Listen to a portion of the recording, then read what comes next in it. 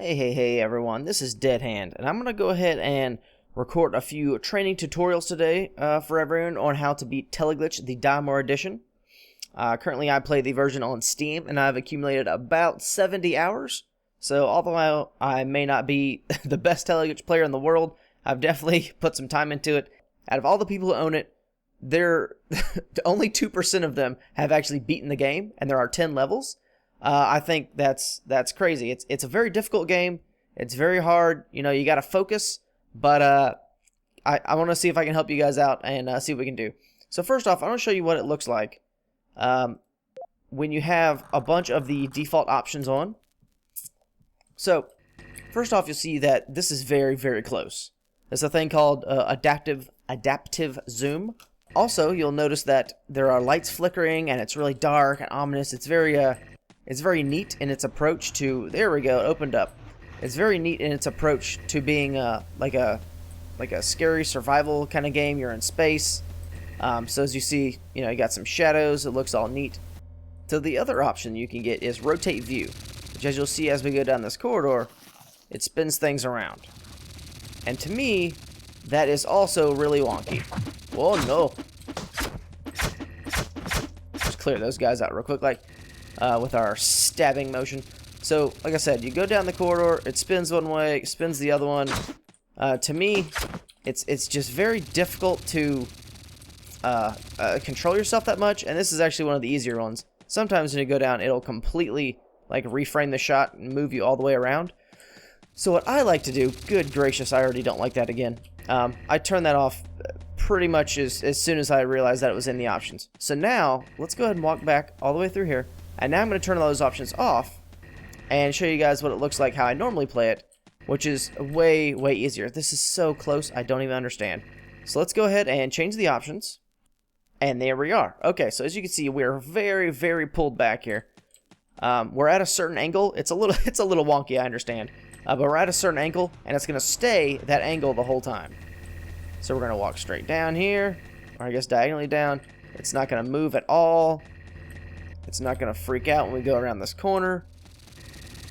Everything looks the same all the way. Now that we have that out of the way, let's go ahead and discuss some of the buttons. So just like always, most games, right click, you're going to aim. So that's your aiming reticle. Your aiming is always out of your left hand. Left click is shoot. If I unlock, then, or if I take my sights down, now I can run. If I put my sights on, all of a sudden I go to a crawl. R is going to be our reload. Again, like most games. Tab is going to show us all the important information. It is going to give us a big drawn out map of the entire thing. All these little boxes are storage cabinets that we can actually pick up and take a look at and get some items from. You can also use the scroll wheel to zoom in and out. Don't worry, the maps don't actually go all the way up and down. It just gives you enough room. You can zoom in really tight though. If you think you're about to find a secret area and you're not sure, you can use the zoom to take a look at the map to see if the walls are thin. Another important button is the Q button. So as you'll see, I have my 9mm pistol selected. If I hit Q, I drop it. And it says ammo unloaded. So now that is on the ground, I no longer have a handgun. But if I happen to pick up another gun later, I mean, we're going to pick this up now with the spacebar button.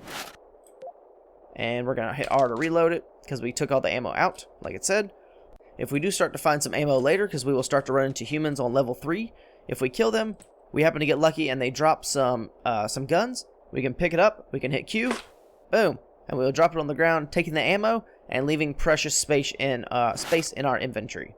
So on level 1, we will always have a room that has canned meat in it. So you'll see it says canned meat, makes it pretty easy to distinguish. We're going to hit spacebar on that to pick it up. We can fit, I believe, 4 or 6 in a row at one time. Now, the one thing you will notice, our health is at 88. So if we take a health pack, let's see if we get lucky. No health pack, okay. So just like most things, we're going to hit spacebar to open this box. And we're going to click our left click to pick those two things up. So what I didn't know until about 50 episodes of my series is that canned meat allows you to heal up to 150% or 150 health, while health packs can only get you to 100. So if I used a 25 health pack right now, I would only go to 100, and I would be wasting like 10 health or whatever it is. if I use my canned meat, I'm left click. Now I'm up to 128 health. So I'm over the cap. So again, a health pack would give me 0 health at this point. Let's go ahead and hit the C button, which is for craft. And that will give us a list of things we can make. So right now, using the RDX 250, I can make an RDX 500, which will combine two 250s. I can make a nail bomb, so if I scroll down, it will select the 250 and the nail box. Nail ammo, if I scroll down again, also made out of the bomb and the nail box. And cannon rounds, made out of the bomb and the empty cans. Never be on a bomb when you try to look into a storage container.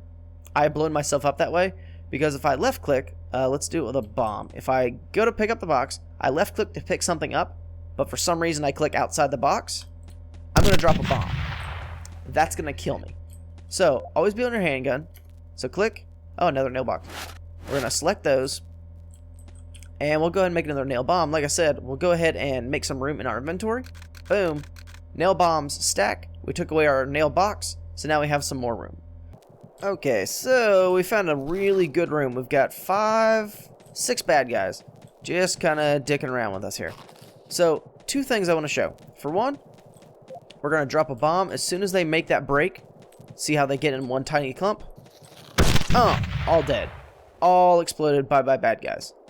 Another thing I could have done was to use my pistol. I could have shot and killed them. But the thing I wanted to bring up is do not try to kite bad guys. Do not do it. You are too slow.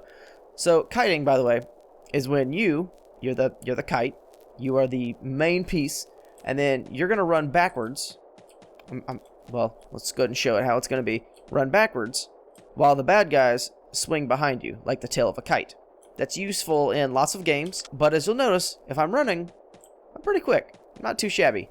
If I try to aim, all of a sudden I go at about maybe half, maybe a quarter speed.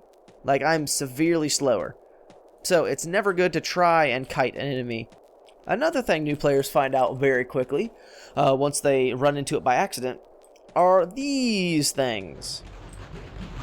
You'll notice that the sound picked up. It got really loud. It kind of sounds like a space alien.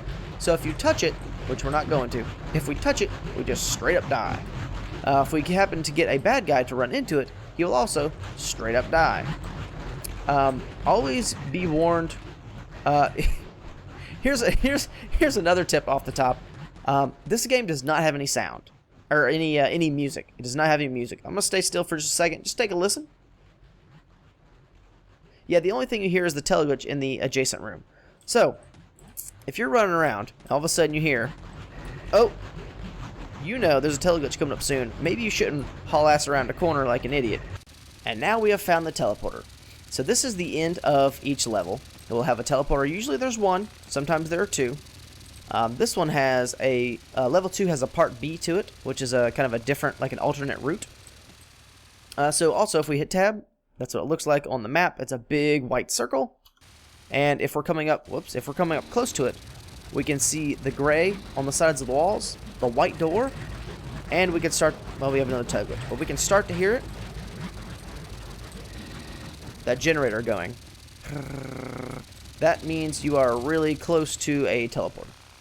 But being close to the teleporter doesn't mean that we need to go ahead and go in, although that will get us to the next level, and that would make us one of the 30% of the people who have already beaten the game, or beaten the level.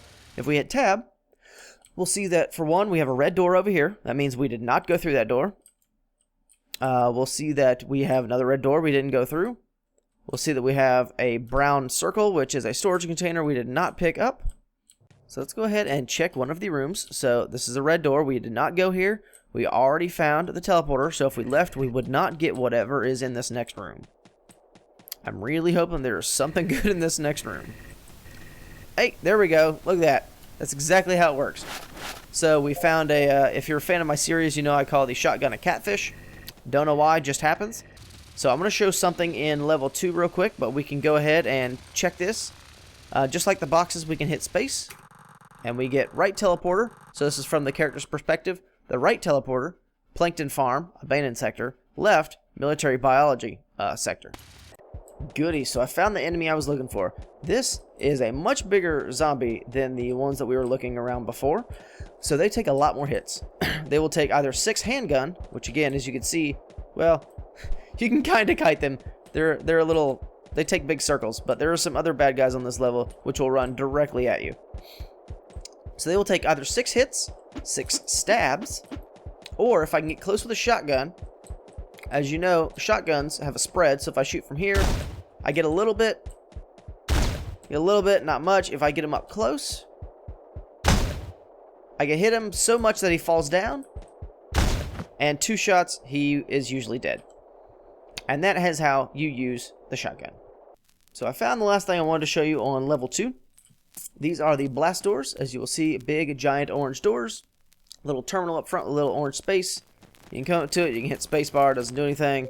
You can shoot it, doesn't do anything. It's just kind of there. Also, you can still hear bad guys through it. So you might be able to hear like footsteps sometimes if you run back and forth. But we can also hear a little static. So I'm guessing there's probably a Teleglitch probably over here. Oh, I heard him. I heard him making noise. There's definitely someone over there. So now, we can't open that from here, right? Obviously, it's a blast door. It's big, giant, too heavy.